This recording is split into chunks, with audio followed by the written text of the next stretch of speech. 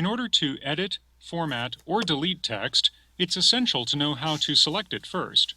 In this lesson, you'll select text using the mouse, and you'll use formatting marks. We need to make a few changes to our memo, so we'll select existing text and replace it by typing new text. Let's get started. In step 1, to make it easier to see what we're selecting, I'll go over to the paragraph group, and I'll click the Show or Hide Formatting Marks button. As you can see, these formatting marks now appear. Formatting marks are special characters that appear on your screen, but do not appear when you print a document. This one is the paragraph symbol, and it appears at the end of a paragraph or wherever you've pressed the Enter key. This arrow symbol shows the location of a tab stop, and it appears when you press the Tab key.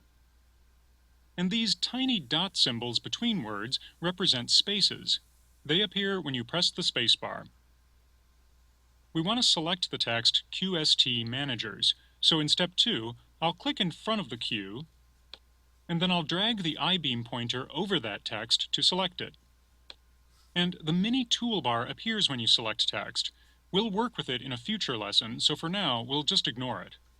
In step 3, I'll type Marketing Staff, and the new text replaces the selected text. In step 4, we'll use another method of selecting text.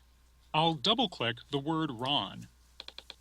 Double-clicking selects an entire word, so it's often easier than dragging to select text. And here, you'd type your first name. Then I'll double-click Dawson, and you'd replace this with your last name.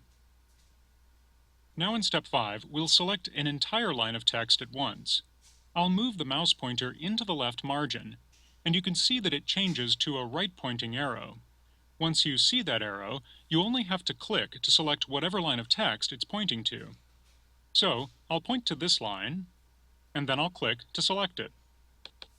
And now, I'll type the new subject.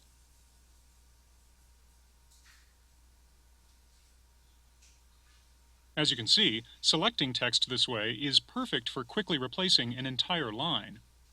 And now we'll use these methods of selecting text to make some final revisions.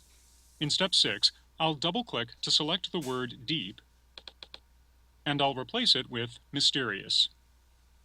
Next, I'll click and drag to select remote villages, and then I'll type sun-kissed beaches.